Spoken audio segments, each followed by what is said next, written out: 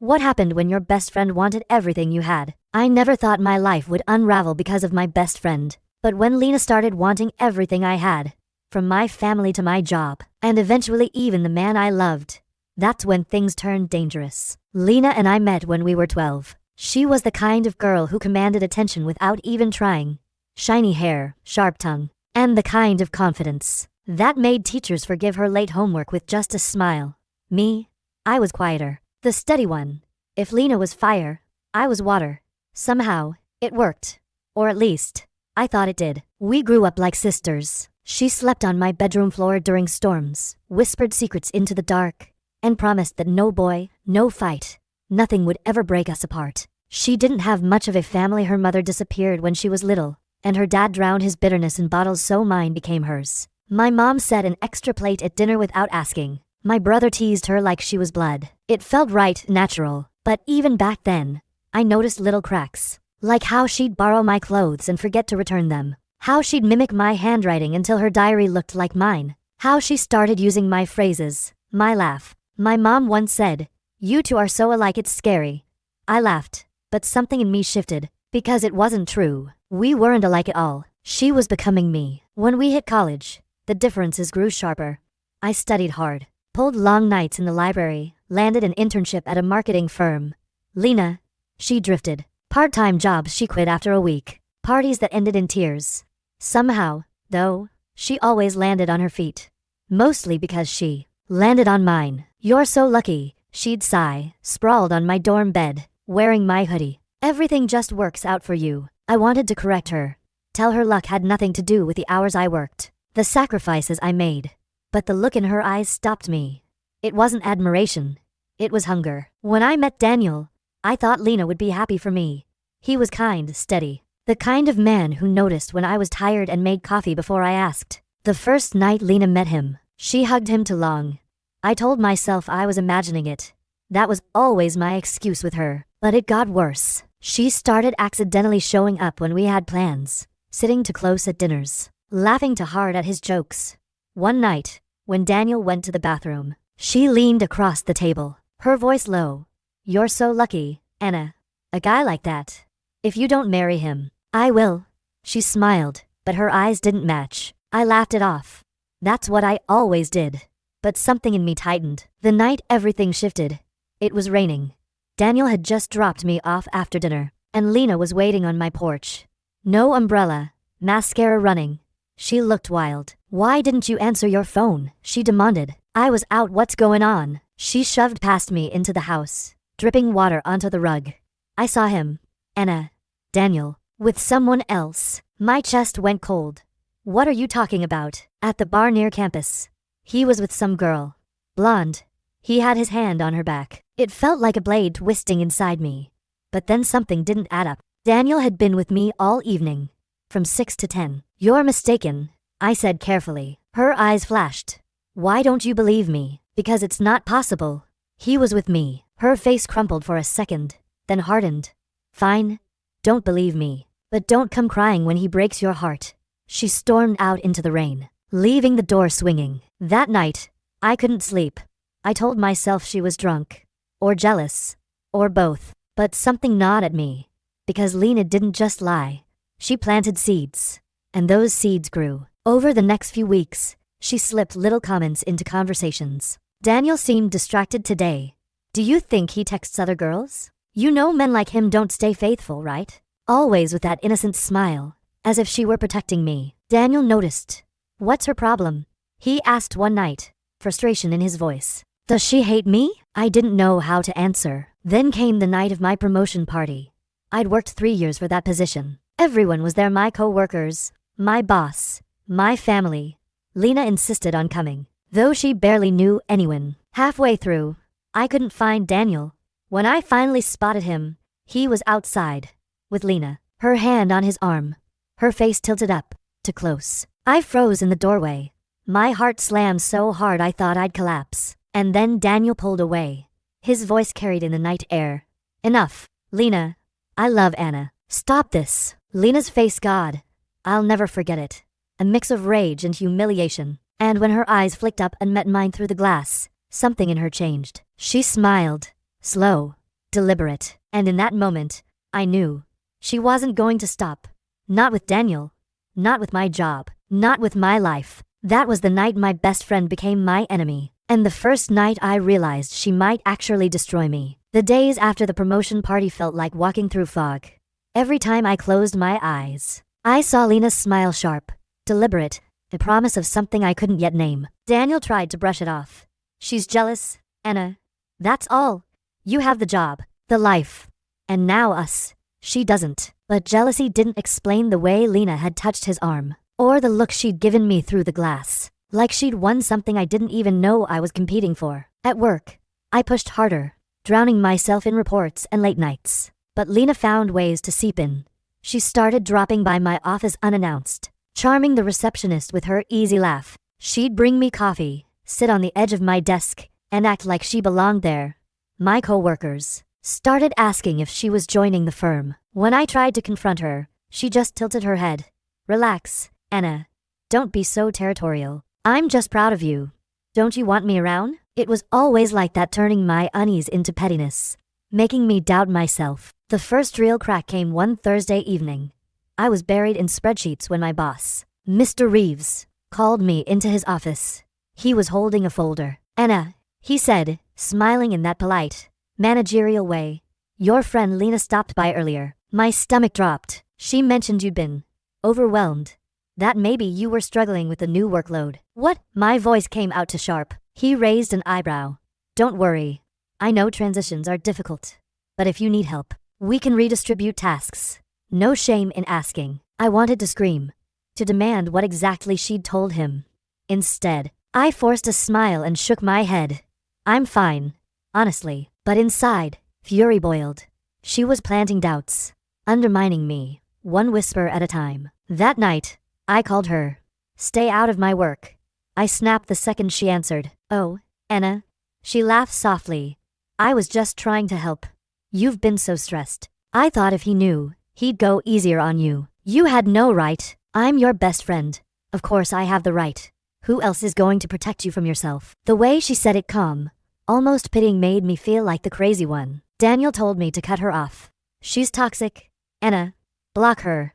Stop answering her calls. And I tried. I really did. I ignored her texts. I stopped inviting her over. But Lena wasn't someone you could just shut out. She had roots too deep in my life. One Saturday, Daniel and I went out for brunch. When the waitress brought our check, she smiled at Daniel and said, "Your sister already covered it." We both frowned. What sister? I asked. The waitress gestured to the door. And there she was, Lena, slipping out onto the street. Glancing back once with that same small smile, Daniel swore under his breath. This is insane. But it was more than insane. It was calculated. She was weaving herself into every corner of our lives, whether we wanted her there or not. A week later, it got worse. I came home from work and found Lena sitting at my kitchen table. My mother sat across from her, laughing like they'd been catching up for hours. Anna, Mom beamed. Why didn't you tell me Lena was coming by? She brought wine and everything. My throat went dry, because I didn't know. Lena rose smoothly, hugging me as if nothing was wrong. Surprise. I missed your mom. She leaned close and whispered in my ear. She likes me better, you know. I froze. Mom didn't hear. She was too busy gushing about how thoughtful Lena was. That night, I lay awake next to Daniel, staring at the ceiling. She's taking everything, I whispered. Daniel turned toward me, brushing my hair back. She can't take me. She can't take what we have. But his certainty only made the dread heavier, because I wasn't sure anymore. 2 days later, my phone buzzed with a text from an unknown number. I know what she's doing to you. Meet me tonight. Don't tell anyone. I stared at the screen until my hands shook. My first thought was Daniel. Maybe he'd texted from a different phone. But the tone was wrong. He never wrote like that. The address attached was a small cafe across town, a place I hadn't been in years. My heart pounded as I slipped my coat on. I didn't tell Daniel. I didn't tell anyone. When I got there, the cafe was nearly empty. A man sat in the corner, maybe mid-30s, pale, restless. He looked up when I entered. You're Anna. His voice was low. Yes. Who are you? He glanced around, then leaned forward. My name's Mark. I used to date Lena. I froze. I need to warn you, he said. His eyes were hollow, haunted.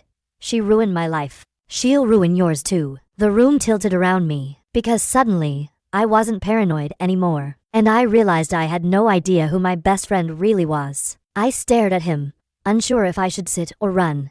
His hands trembled against the coffee cup, leaving rings on the table. What do you mean? She ruined your life?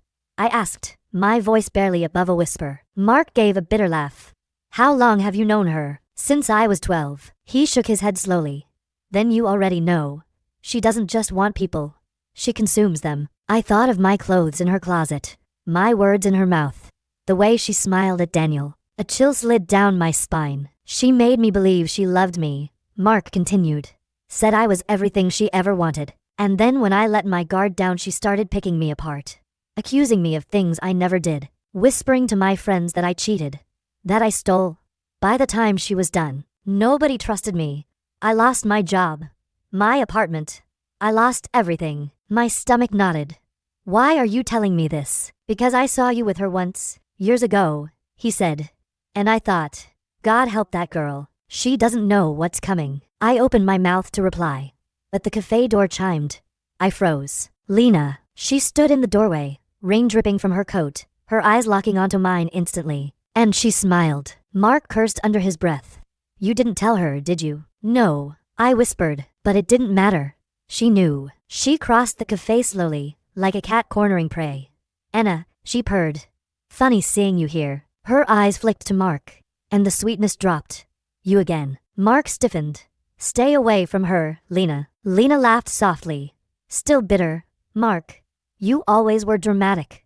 She turned to me, eyes gleaming.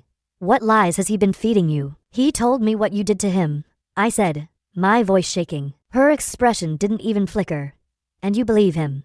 After all these years? After everything I've done for you? That last part hit harder than it should have. Because buried beneath my anger was guilt. She had been there for me through breakups, exams, even my father's funeral. The memory twisted inside me like a knife. Come on, Anna. She leaned closer. You know me.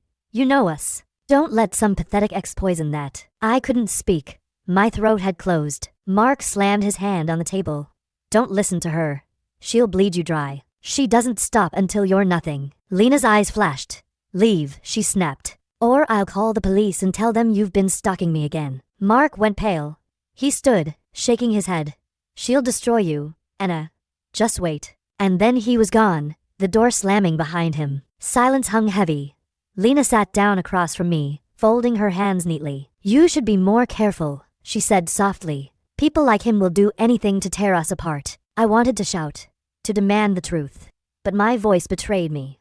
Why are you doing this? Her smile widened, but her eyes stayed cold. Because I can't let you leave me.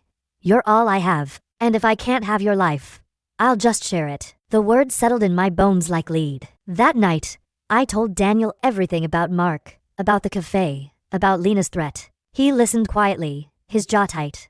When I finished, he took my hands. We're going to cut her out completely, he said firmly. No more visits. No calls. If she shows up, we tell her to leave. If she doesn't, we call the police. I nodded, wanting to believe it would be that simple. But the next morning, I woke up to find Daniel's phone buzzing on the nightstand. The screen lit up with a message. From Lena. Good morning, handsome. Hope you slept well. My blood ran cold. Daniel swore when he saw it. I didn't give her my number. I don't know how she, but I already knew. Lena didn't need permission. She always found a way. By the end of the week, it wasn't just texts. It was photos. Daniel leaving work. Me at the grocery store. My mom watering her plants. All sent from an unknown number. The captions were simple. Nice shirt. Pretty flowers. Cute couple. Proof she was watching. Proof she could get close whenever she wanted. One evening, after the 100th buzzing notification, Daniel grabbed his jacket. That's it. I'm going to her place. This ends tonight. No, I begged. That's what she wants. Don't give her the satisfaction. But he was already out the door. I waited by the window, heart pounding, every sound outside magnified. An hour passed. Then two. Finally, my phone buzzed again. Not a photo this time. Not a message. A video. I pressed play with trembling fingers. Daniel, sitting on a couch I didn't recognize. His eyes glazed, his words slurred. She says I should tell you the truth. He mumbled. She says I've been lying. That I don't really love you. Behind him, Lena leaned into frame, her smile triumphant. See, Anna, she whispered into the camera. He was mine all along. The screen went black, and I realized I might have already lost. I dropped the phone like it burned me. My chest clenched so tight I could barely breathe. The image of Daniel, dazed and slumped on her couch, seared itself into my mind. His voice weak, slurred, like someone had drugged him, echoed again and again. She had him. I called him over and over, my hands shaking, but it went straight to voicemail. His car wasn't in the driveway. His jacket was gone. My mind spun with possibilities. Had she spiked his drink? Had he gone willingly? Did he really mean the words he'd said? The hours stretched like an eternity.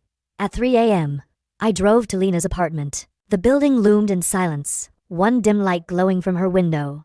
I sat in my car, gripping the steering wheel so hard my knuckles turned white. I almost went in, almost stormed upstairs, pounded on her door, and dragged him out. But something stopped me.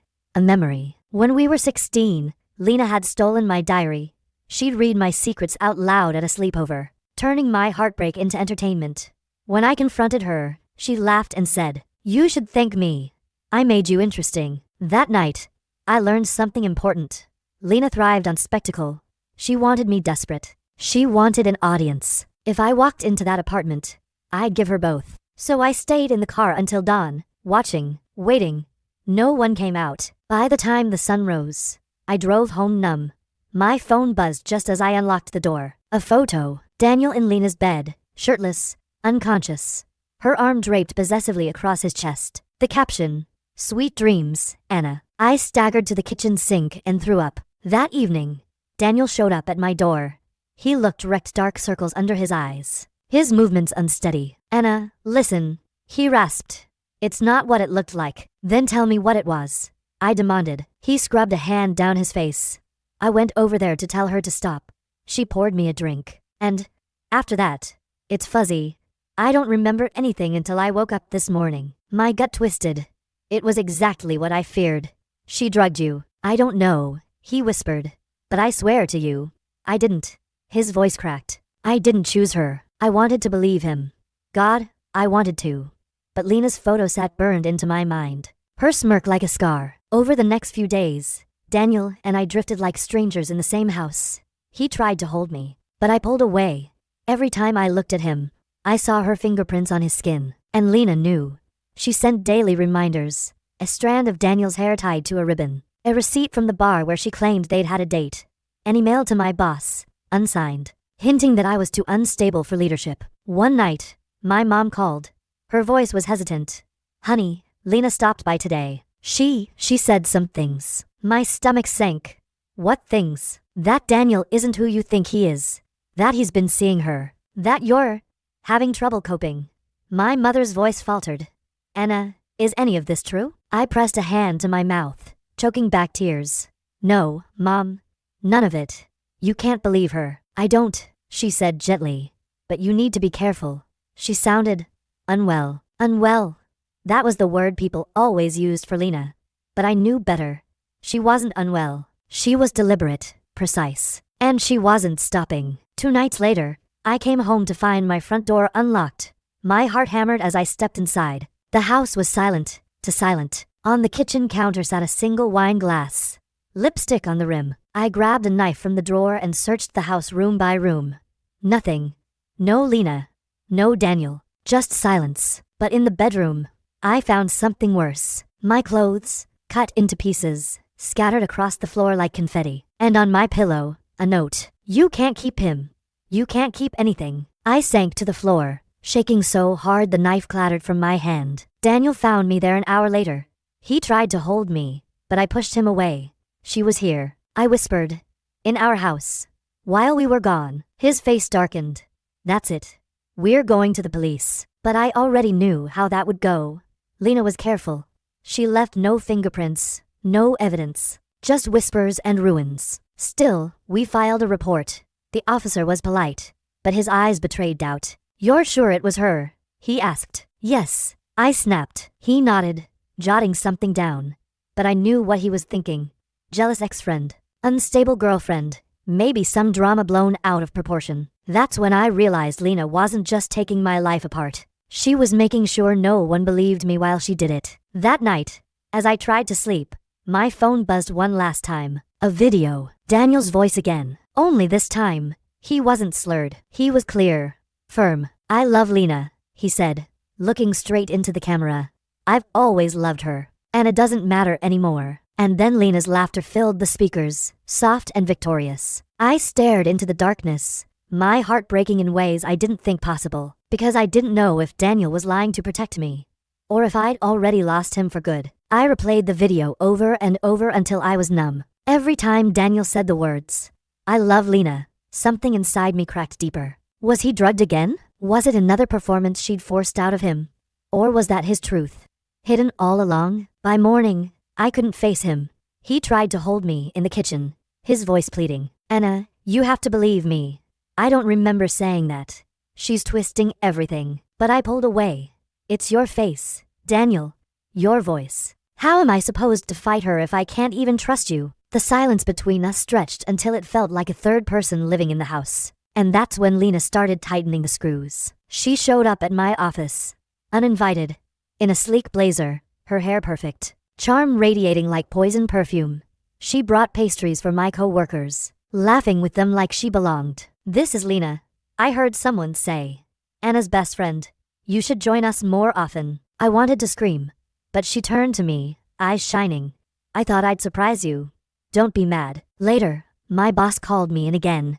He cleared his throat, avoiding my eyes. "Your friend mentioned some personal struggles. I want you to know your position here is safe. But perhaps you should take some time off." My fists clenched. She doesn't speak for me. But the damage was done. Lena's whispers had already seeded doubt where it mattered most. That night, Daniel came home late. His shirt smelled faintly of perfume that wasn't mine. When I asked, his jaw tightened. "It's nothing. Just work." I didn't believe him. Not fully. Not anymore. 2 days later, the breaking point came. I was at the grocery store when I noticed a shadow behind me in every aisle. I turned quickly, and there she was, Lena pushing a cart, humming softly, watching me. "What do you want?" I hissed. She tilted her head, feigning innocence. "Just shopping. Relax." I abandoned my cart and stormed to the parking lot, fumbling for my keys. My pulse thundered in my ears. I climbed into my car and froze. A photo sat on the dashboard. Me, asleep in my own bed. I spun around, but Lena was already gone. That night, I locked every door, every window. I left lights on in every room. Daniel tried to reassure me, but I saw the fear in his eyes too. Then, just after midnight, a sound. A creak of floorboards in the hallway. I grabbed the baseball bat from under the bed, my heart pounding so loud it drowned everything else. I edged toward the door, every muscle tight. "Anna," Daniel's voice, soft, trembling. I lowered the bat, but when I opened the door, my blood ran cold. He wasn't alone. Lena stood beside him. Her eyes glittered as she smiled. "You should have kept the doors locked tighter." I backed into the bedroom, clutching the bat. "Get out." "Relax," Daniel said quickly, his tone strange. "She just wants to talk." "Talk?" My voice cracked. "She broke into our house." Lena stepped closer. "This was always my house too. Anna, you just borrowed it." I raised the bat, my hands shaking. "If you don't leave, I'll." She laughed softly. "You'll what?" "Hurt me. And then what will the police believe?" Sweet Anna, the perfect employee, suddenly attacking her best friend? Or maybe the unstable girl who couldn't handle being replaced. Her words sliced through me because I knew she was right. She laid the groundwork for months, painting me as fragile, paranoid, jealous. One call, and I'd be the villain. Daniel reached for my arm. "Anna, please. Let's just hear her out." I yanked away, staring at him in disbelief.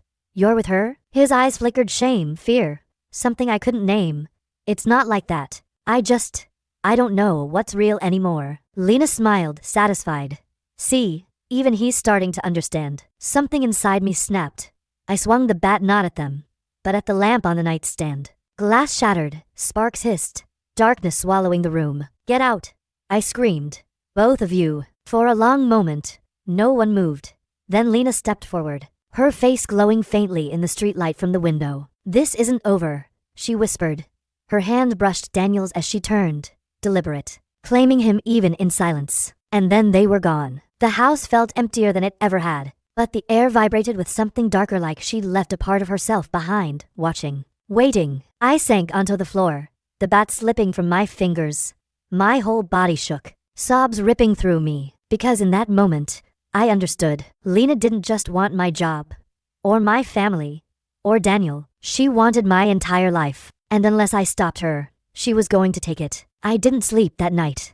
Every creak of the house felt like her footsteps. Every shadow felt like her smile. By sunrise, my eyes burned, my head pounded, but one thought kept me upright. If I didn't fight back, Lena would erase me. The police wouldn't help. Daniel was slipping through my fingers. My boss doubted me. Even my mother had questions. Lena had cornered me from every side. So I did the only thing left. I started documenting everything. I bought a cheap camera, tucked it into the corner of the bedroom. I kept a journal hidden in the lining of my purse, recording every strange text, every unexpected visit, every look Daniel gave her when he thought I wasn't watching. I knew if she wanted to paint me as unstable, I needed proof that she wasn't some innocent friend but a predator. Days passed in a fog of paranoia. At work, my co-workers whispered when I passed. I caught fragments, stress, burnout. Maybe she's not ready for leadership. My promotion, my pride, was slipping through my hands like sand. And then came the gala. Our firm was hosting an event for clients. Black tie, cameras everywhere. I had been preparing for weeks. It was supposed to be my night to shine. I wore the red dress Daniel loved, the one that made me feel powerful. For a moment, as I walked into the ballroom, the music swelling, the chandeliers glittering, I almost believed I could reclaim myself. Until I saw her, Lena. She stood at the edge of the room in a midnight gown, diamonds at her throat. Her hair swept back like she belonged there. She raised her glass to me across the crowd. Her eyes locked on mine, and then she touched Daniel's arm. I froze. He hadn't even told me she was coming. He looked uncomfortable, but he didn't push her away. Cameras flashed, immortalizing the moment. Me, the successful professional, and my best friend draped against my boyfriend like she owned him. Later, during speeches, I ducked into the hallway, desperate for air. My chest ached, my pulse erratic. That's when I heard them. Around the corner, Lena's voice. Soft, intimate. You don't have to pretend anymore, Daniel. She's unraveling. Everyone sees it. You and I, we're the real thing. My breath caught. Daniel's reply was low, tense. Stop it, Lena. This is insane. She laughed. Is it? You kissed me back last week. My stomach dropped. Heat roared in my ears. Kissed her. Daniel's voice was sharp. I was drunk. You drugged me. You set me up. Silence. Then Lena again, colder. You'll change your mind. They always do. I stumbled backward, hitting the wall, my mind spinning. They always do. How many others had there been before me? I didn't confront them. Not then. I walked out of the gala before the speeches ended, my red dress dragging like a funeral shroud. At home, I checked the hidden camera. Hours of footage showed me pacing, crying, clutching my head. Proof. Yes, but not the kind I needed. Lena wasn't stupid. She wouldn't leave her fingerprints on film. 2 nights later, she proved it again. I woke to the sound of my phone buzzing. Another video. My hands shook as I pressed play. This time it wasn't Daniel. It was me. Me, standing in my kitchen, hair wild, eyes red, screaming at empty air. Stay out of my life. Stay out of my head. Except I didn't remember doing it. I rewound, stared at the shaky footage. It was filmed from outside the window. She'd been there, watching, recording, waiting until my grief and rage boiled over. And then she captured it, evidence of my supposed instability. The caption. See, she's losing it. The next morning, my boss called me in again. HR sat beside him, papers on the desk. We're recommending medical leave, he said carefully. For your well-being. Effective immediately. I wanted to fight, to scream. But my throat closed around the words. I was being stripped, piece by piece, and Lena was holding the blade. That night, Daniel found me sitting on the kitchen floor, staring at nothing. She's winning, I whispered. He crouched beside me, his eyes desperate. No, we'll fight her. Together. I shook my head. You don't understand. She doesn't just want you. She doesn't just want my job. She wants me. If she can convince everyone I'm crazy, then I don't exist anymore. I'll just be a ghost in her story. For the first time, I saw fear in Daniel's eyes that wasn't for me, it was for himself. And then he said the one thing that made my blood run cold. Anna, what if she's right? What if we can't stop her? I looked at him, the man I thought I'd build my future with, and realized Lena had already sunk her claws into his mind. And in that moment, I understood. If I wanted to survive, I couldn't just defend myself. I had to destroy her first. Destroying Lena wasn't just an idea. It became oxygen. I couldn't breathe without it. Every waking moment, every restless night, I planned. She had turned everyone against me by controlling the narrative. So I decided to steal her weapon. If she wanted to play with stories, I'd give her one she couldn't twist. I started with Daniel. One evening, when he came home late again, I sat him down at the table. Do you believe me? I asked. Truly, that Lena's dangerous? He hesitated too long. That pause gutted me more than any lie. She's not stable, he said carefully. But maybe she just needs help. Maybe if we... No. My voice cracked like a whip. She doesn't need help. She needs to be exposed. His eyes searched mine. But whatever love he once felt was tangled with doubt now. I could see it. That was fine. I didn't need his faith. I needed his silence. So I planted my first seed. I told him I was seeing a therapist. That I was working through things. Taking responsibility. It was a lie. But it softened him, made him drop his guard. Meanwhile, I gathered everything, every text, every video, every time she coincidentally appeared in public with us. And then, I baited her. I posted a photo online, just me and Daniel at dinner, smiling, wine glasses raised. The caption, finally moving forward. Some people can't touch this. Within an hour, my phone buzzed. You think this is over? Cute. Check your mailbox. I ran outside barefoot. Inside the mailbox was a small velvet box. My breath hitched as I opened it. Inside was a silver ring.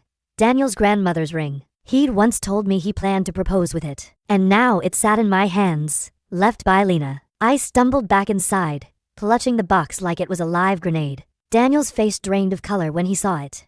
Where did you get that? The mailbox. She put it there. His hands shook. It was in my drawer. At home. That was when his denial cracked. I saw it in his eyes, the terror. The realization that Lena had crossed into places even he couldn't excuse. That night, I locked the box in a safe and made a decision. If the police wouldn't take me seriously, I'd make them. The next day, I booked a hotel room under a false name. Then I sent Lena a message from a burner phone. Daniel told me everything. Meet me at the old train station tonight. Alone. I didn't tell Daniel. I didn't tell anyone. This was mine. At midnight, the station was empty. The tracks long dead. I stood in the shadows, camera in hand. Heart hammering so hard I thought it would crack my ribs. And then she arrived. Lena stepped into the pale light of the platform, her heels clicking against the concrete. She looked almost ethereal, her gown flowing, her hair catching the faint moonlight. She carried herself like a queen arriving at her coronation. Anna, she called softly. Finally, I stepped forward. You stole his ring. She smiled, slow and venomous. Correction. I borrowed it. He'll give it to me eventually. I was just helping him along. My hands shook as I raised the camera. Say that again. Her eyes narrowed. You think recording me will change anything? Everyone already believes you're the unstable one. I steadied my voice. Then prove me wrong. If you're so innocent, why break into my home? Why drug him? Why steal his grandmother's ring? Her smile flickered. Just for a second. But I caught it on film. You'll never win, she whispered. Because deep down, Daniel wants me. They always want me. You were just the placeholder. My vision blurred with rage, but I forced myself still. Then tell the camera that. She stepped closer, her perfume choking the air. You think this tape will save you? Sweet Anna, all it proves is how obsessed you are. Following me. Filming me. You're making my case for me. The words sliced deep, because a part of me feared she was right. But then she leaned in, her voice barely audible. If you get in my way again, I'll make sure you disappear. Completely. And Daniel won't even notice you're gone. And that finally was enough. The red light on the camera blinked steady, her threat preserved forever. I left her there, standing regal in her delusion, and walked into the night. But when I got back to the hotel, adrenaline shaking through me, my stomach dropped. The camera bag was open, the memory card was gone, and on the bed lay a note, written in her flawless handwriting. You can't outplay me, Anna. Not ever. When I saw that note on the hotel bed, something inside me broke. She hadn't just followed me, she had outmaneuvered me again. The memory card was gone, The one shred of undeniable proof I'd risked everything to get. I tore the room apart, searching under the bed, behind the curtains, in the drawers. Nothing. She'd been there. While I was outside, thinking I was winning, she was inside dismantling me piece by piece. For hours, I sat on the floor, staring at her perfect handwriting. You can't outplay me, Anna. Not ever. But she was wrong. Because for the first time, I felt something sharper than fear.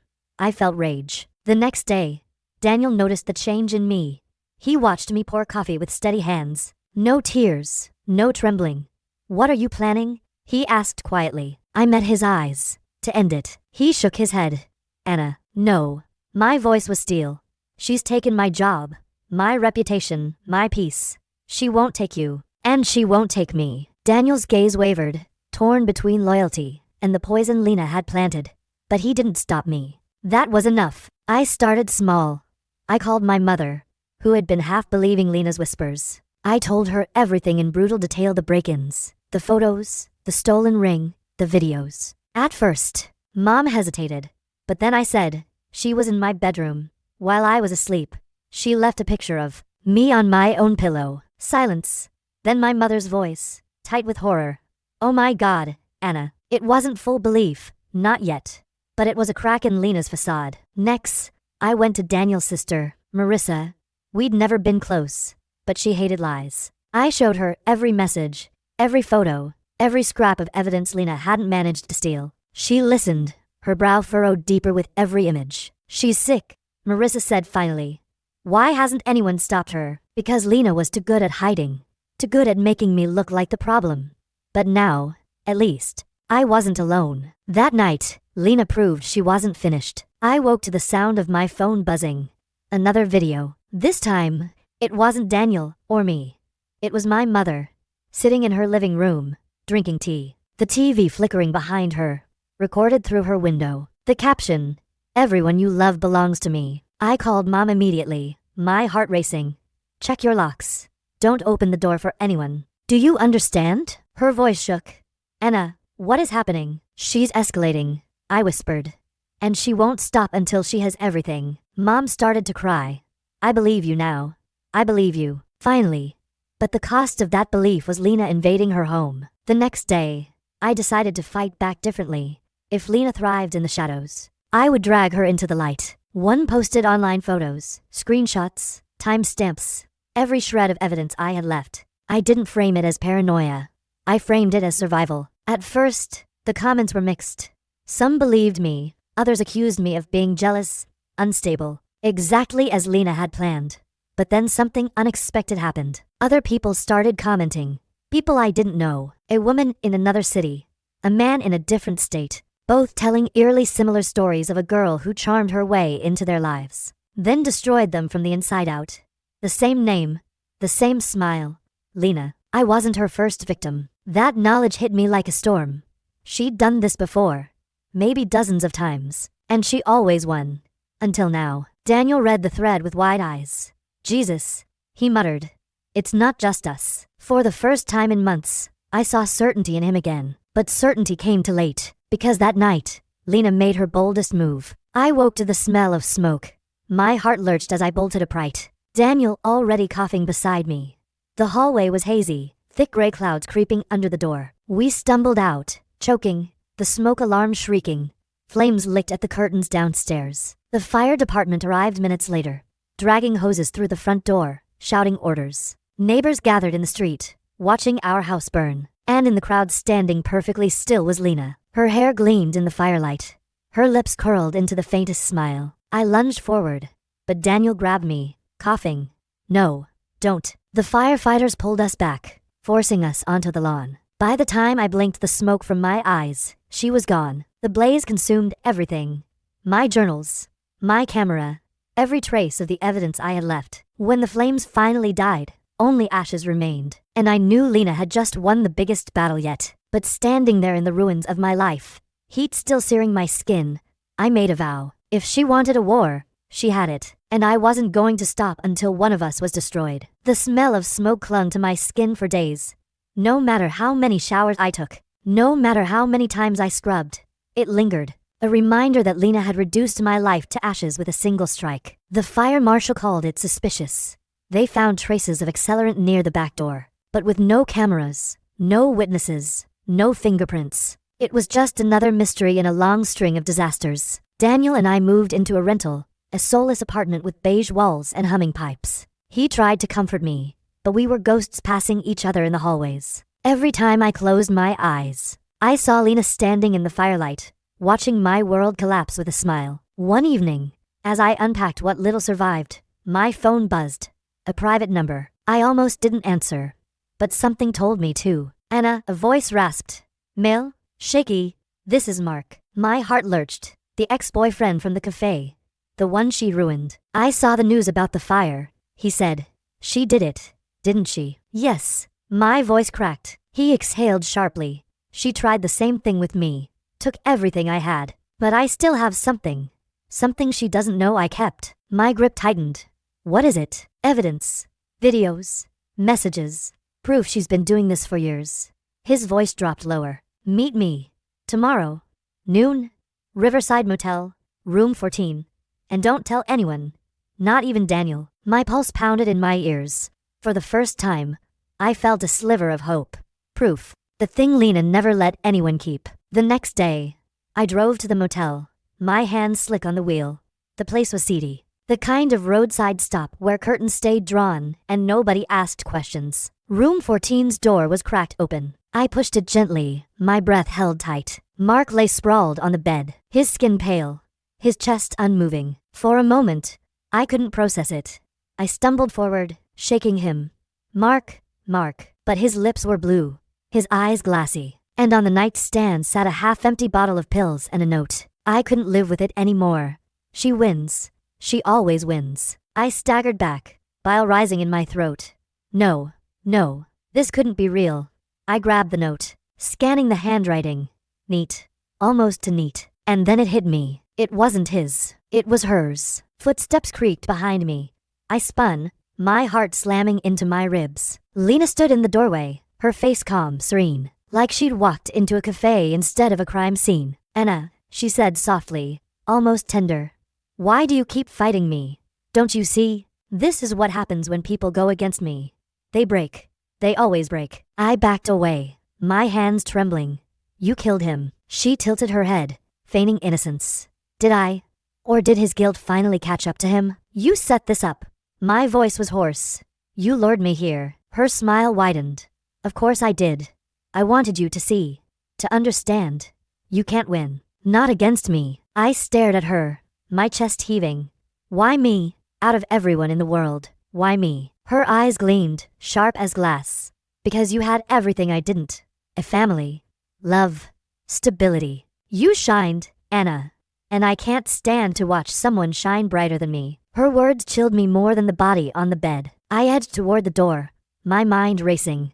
If I ran, she'd twist this, just like everything else. By tomorrow, the world would believe I was the one who found Mark, who drove him over the edge. But if I stayed, I was trapped in her web forever. So I did the only thing I could.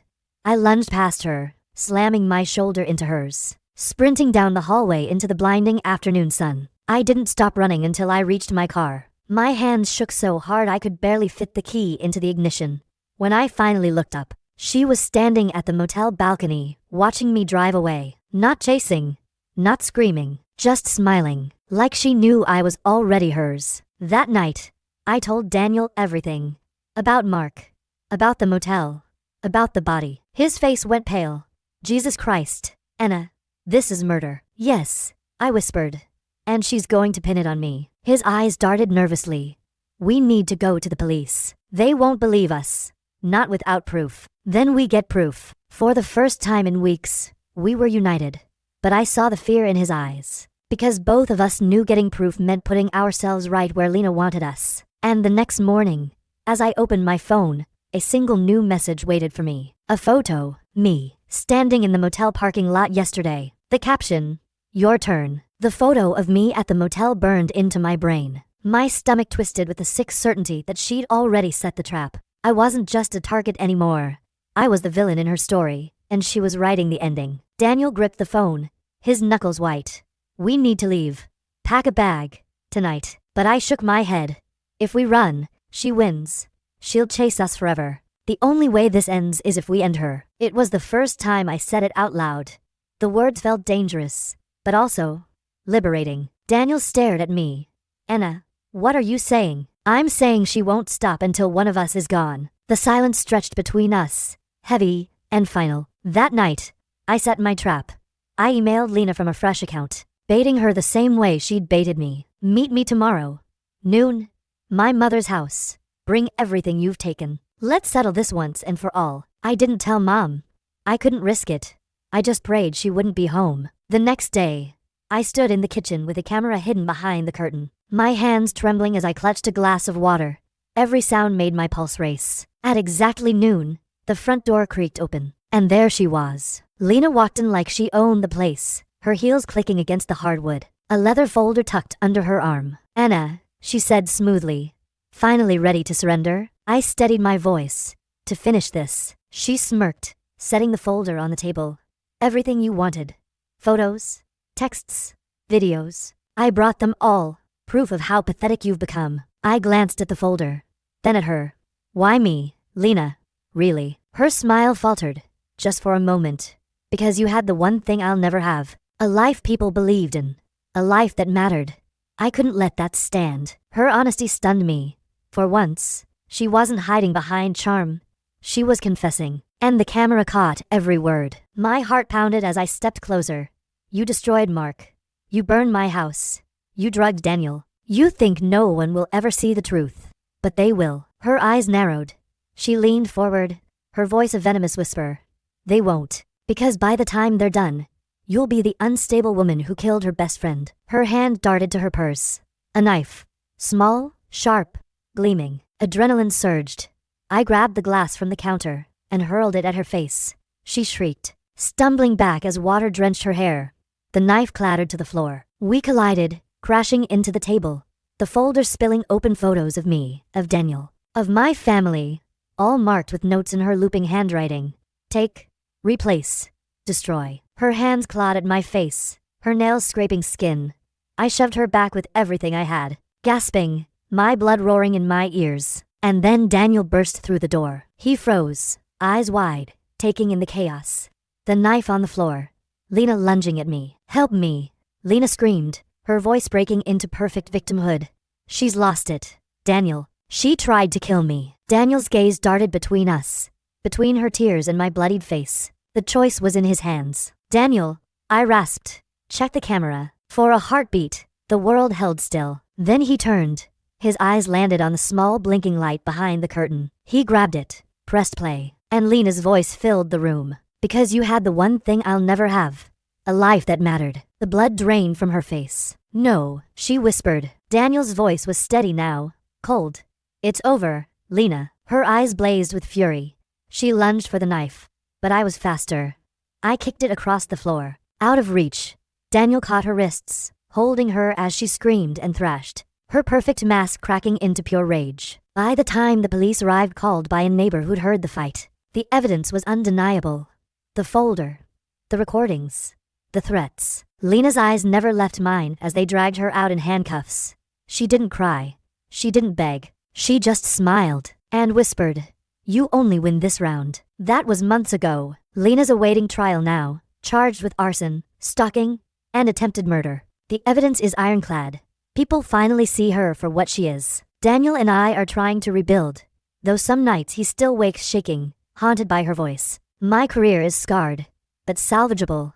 My mother believes me again. But me, I'll never be the same. Because Lena was right about one thing. She didn't just want my life. She became part of it. And no matter how many locks I change, no matter how many walls I build, I'll always feel her shadow, waiting, smiling, reminding me that survival has a cost. That was the day I stopped recognizing who I was.